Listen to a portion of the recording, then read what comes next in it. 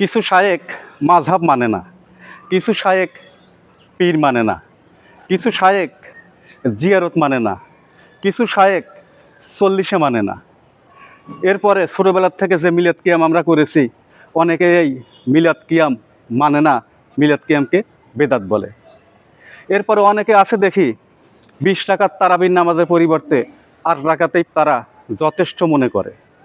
আমি তাদের উদ্দেশ্যে বলতে চাই, মিলাদ কিয়াম, চল্লিশা, জিয়ারত, মাযহাব এগুলো আমরা কোনো কিছুই বাদ দেব না, বরং আল্লাহর ইবাদতের জন্য যদি বেশি বেশি ইবাদত করতে, আমল করতে যা যা প্রয়োজন এগুলো আমরা যুক্ত করব, যদি সেটা গুনাহের কাজ না হয়ে থাকে।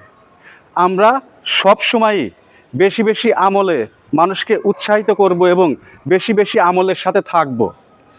এই নাপিতের কাজ হলো ছাঁটাই করা। এই নাপিতের পক্ষে আমরা কোনোভাবেই যাব না এবং তাদেরকে কোনোভাবেই প্রশ্রয় দেব না, এবং মুসলমান হিসেবে আমরা এটা দিতে পারি না। যেখানে বেশি বেশি ইবাদত সেখানেই মুসলমানের অংশগ্রহণ করা আবশ্যক।